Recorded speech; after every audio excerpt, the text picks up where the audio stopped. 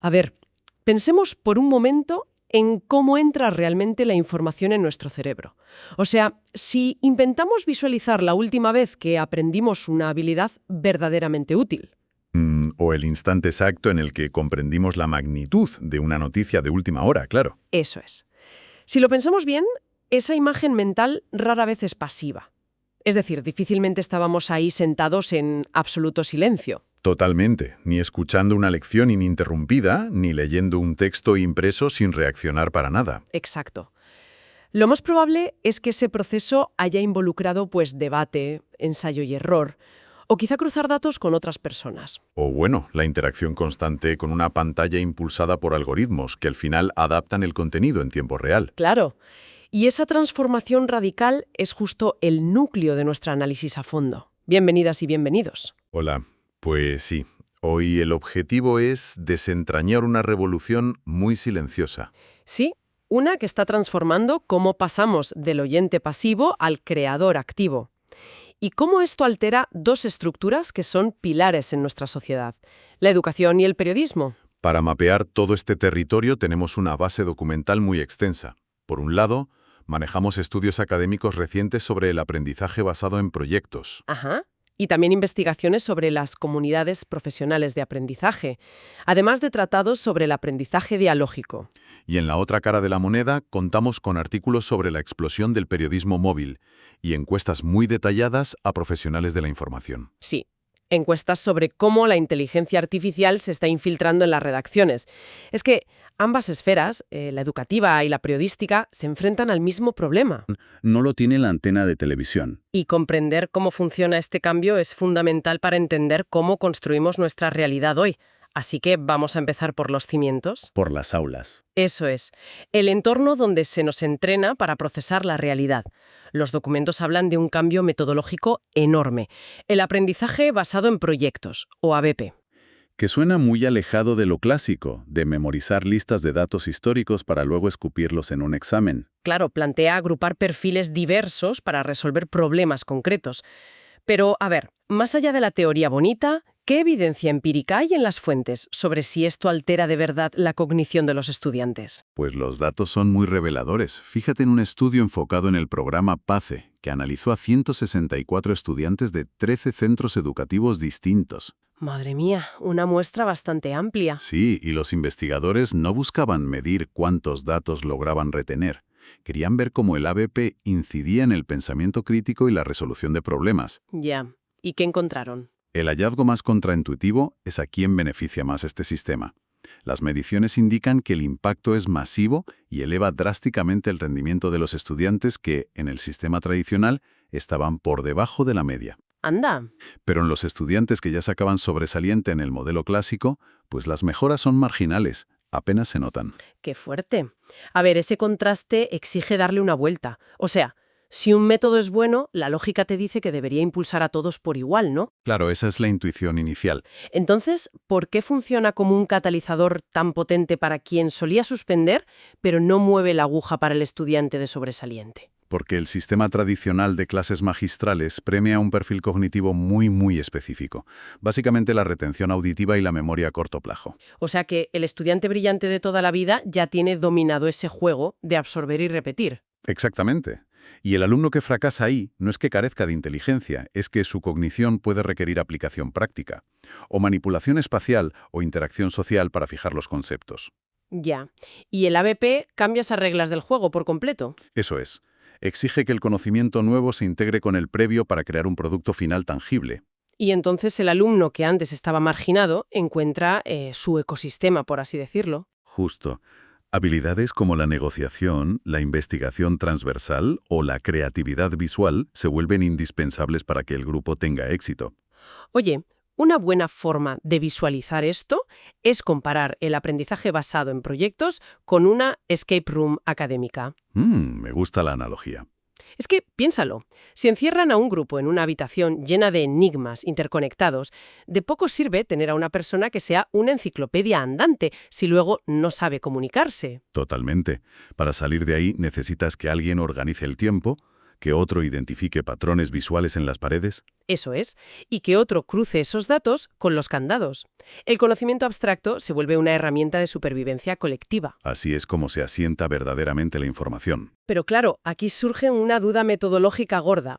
Si esto confía en que los estudiantes tracen su propio camino, ¿no alertan los investigadores de que la clase se convierta en un caos absoluto? Bueno, esa es la principal resistencia que encuentran los académicos.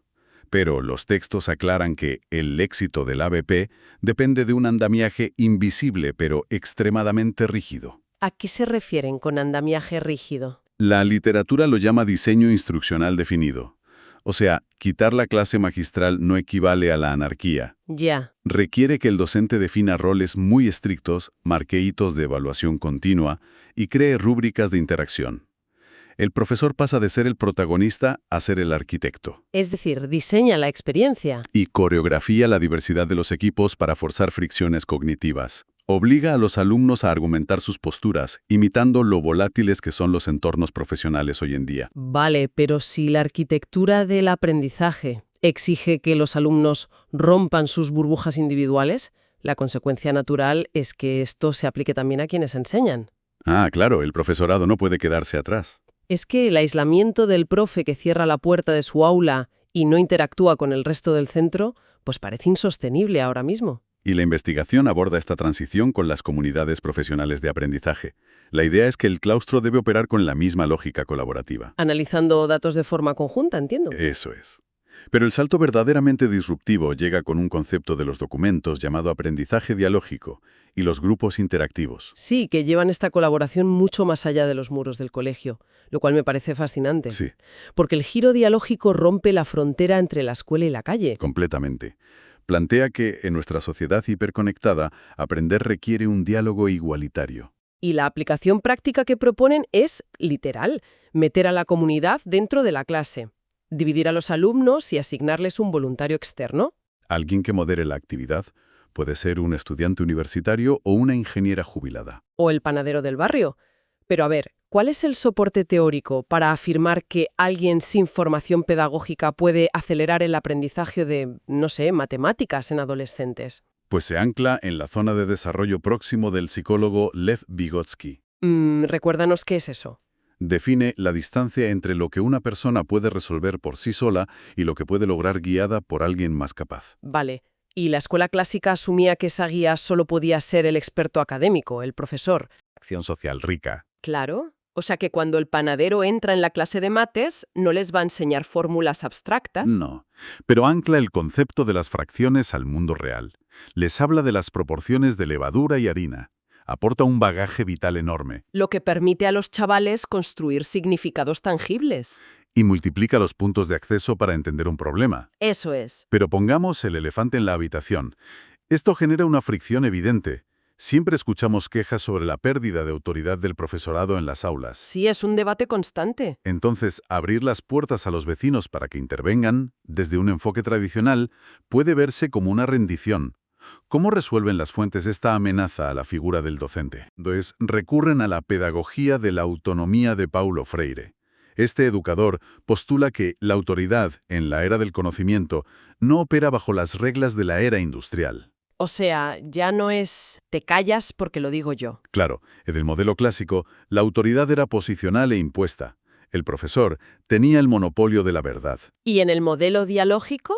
La autoridad no desaparece, ojo, pero muta hacia una autoridad mediacional. El profesor se gana el respeto demostrando competencia al organizar este caos aparente. Entiendo.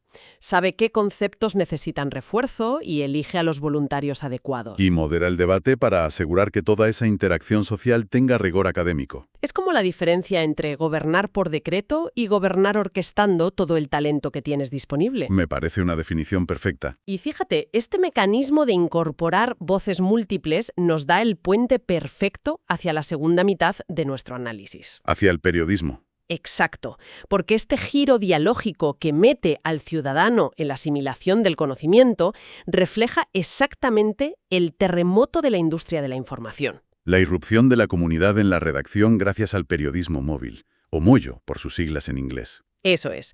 El mollo representa la cristalización tecnológica de ese diálogo igualitario.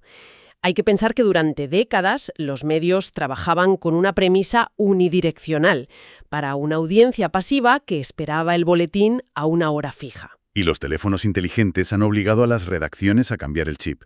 Ya no trabajan para la audiencia, sino con la audiencia. Convirtiendo a los testigos presenciales en la primera línea de fuego para recoger datos. Total, las fuentes dan cifras contundentes. Por ejemplo, en el referéndum de Escocia, el 86% del tráfico web de ciertos medios venía de móviles. Una barbaridad. Pero el caso de estudio definitivo que muestran los textos para ilustrar esto frente al poder tradicional es el intento de golpe de Estado en Turquía en 2016. Sí. ¿Cómo desglosan la anatomía de la información de esa noche? Es un caso fundamental porque muestra el colapso del control centralizado. El primer movimiento de los militares fue de manual del siglo XX. Ocupar la televisión estatal y bloquear la radio. Querían controlar la narrativa, y el apagón oficial fue casi total. Sí, pero la infraestructura civil de telecomunicaciones seguía viva. A pesar de los bloqueos de Internet, los ciudadanos usaron redes privadas virtuales, las famosas VPN. Que encriptan los datos y los mandan por servidores de otros países, saltándose la censura. Exacto. Y una vez establecido ese túnel seguro, empezó una retransmisión masiva increíble. Las fuentes hablan de un calidoscopio de la noticia móvil. Me encanta el término. Es que miles de personas en Estambul y Ankara abrieron aplicaciones como Periscope o Facebook Live. Empezaron a emitir vídeo en tiempo real. Y mientras en el extranjero intentaban descifrar qué pasaba con comunicados confusos, una red de ciudadanos estaba montando un mapa interactivo en vivo. Mostraban bloqueos militares, la posición de los tanques, todo grabado en vertical y con 1000 resoluciones distintas. pero con un valor documental irrefutable. Ese calidoscopio demuestra el poder brutal de la geolocalización ciudadana. Resuelve el gran problema logístico del periodismo. Que es no poder estar físicamente en el lugar exacto cuando estalla la crisis. Claro. Aunque las investigaciones también subrayan vulnerabilidades graves de este modelo. Sí, desde las redes caídas en zonas de conflicto hasta algo tan básico como que la batería se evapora si transmites vídeo. Y más allá del hardware, hay una cuestión vital sobre la profesión periodística. Las fuentes usan una analogía muy gráfica para marcar el límite. ¿Ah, sí? Esa de que tener un móvil y grabar una protesta no te convierte en periodista. De la misma manera que cocinar en casa todos los días no te convierte en chef. Tal cual. La inmediatez es innegable, pero si cualquiera transmite, ¿qué diferencia el material crudo de la información rigurosa? ¿Y cuál es el mecanismo según las fuentes? El filtro de verificación y contextualización. El ciudadano aporta el fragmento de la realidad, digamos, el tanque en la calle. Pero ese vídeo es hipermanipulable. Puede ser de otro país hace 3 años o generado con IA. Y por eso, la labor del periodista cambia. Pasa de ser el que recoge el dato inicial a ser un auditor forense. Y tales. Contactar a las partes implicadas y aplicar un código deontológico. Sin este filtro, la inmediatez es el caldo de cultivo ideal para la desinformación masiva. Y ese cuello de botella nos lleva al problema más grave.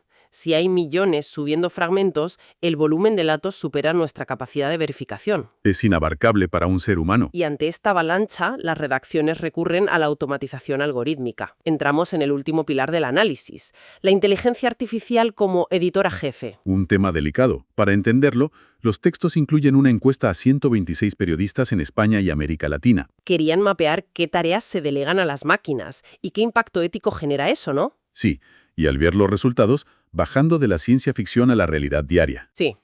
¿En qué se usa realmente la IA hoy? Principalmente en la generación de lenguaje natural sobre datos estructurados.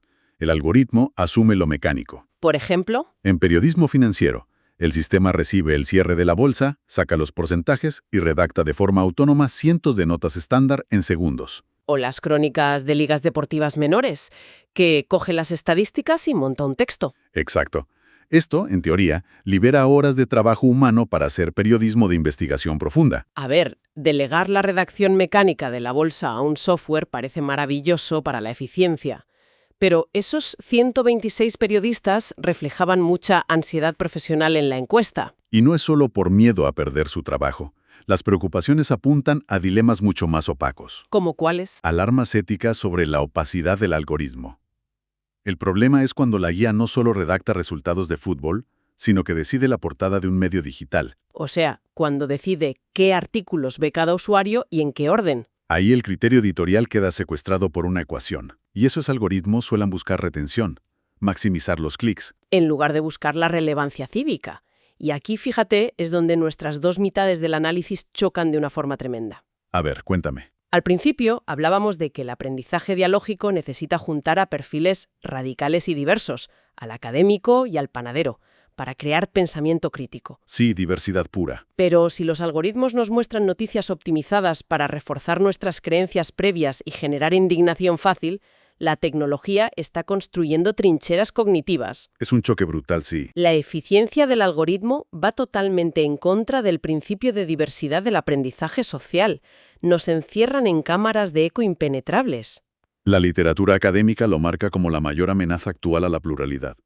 El diseño algorítmico penaliza lo matizado o desafiante porque genera fricción cognitiva. Y la fricción hace que pases menos tiempo en la pantalla. Claro.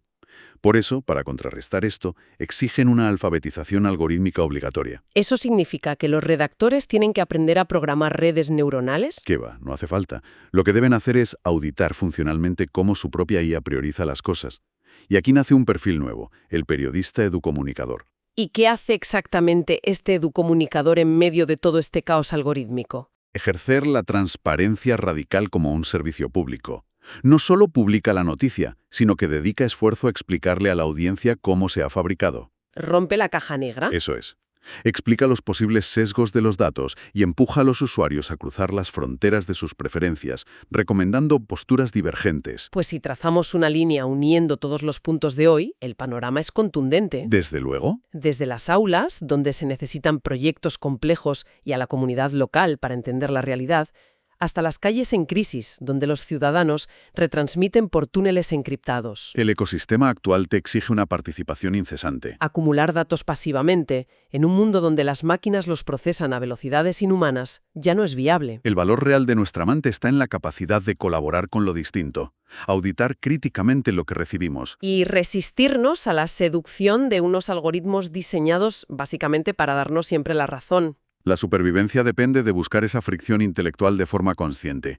La automatización estructura datos predecibles muy bien, pero le falta la ética y la capacidad de dudar humana. Sin embargo, las fuentes nos dejan un horizonte final que obliga a replantearnos todo esto, una última frontera teórica. Sí, plantean un dilema enorme sobre quiénes serán nuestros futuros interlocutores. Claro, porque decíamos que el conocimiento se forja en un diálogo igualitario con la comunidad física. Pero a la vez, la IA asume roles complejísimos, curando y filtrando nuestra percepción del mundo. Lo lógico es pensar que pronto la inteligencia artificial dejará de ser una herramienta silenciosa de fondo. Exacto. Deberá ser reconocido como una entidad activa, un miembro más de nuestra red colaborativa, proponiendo síntesis de forma autónoma. Y la pregunta es, ¿estamos preparadas y preparados éticamente para debatir dialógicamente con una máquina? Como si fuera un actor social más. Exigirle responsabilidades a una conciencia sintética es un salto de paradigma vertiginoso. Desde luego, es un escenario que nos obliga a fortalecer nuestro pensamiento crítico mucho antes de soltar el timón. Una reflexión que nos deberíamos llevar a casa. Especialmente para diseccionar qué pasa la próxima vez que una recomendación automática decida cuál debe ser el próximo artículo que leamos. Lo dejamos aquí por hoy.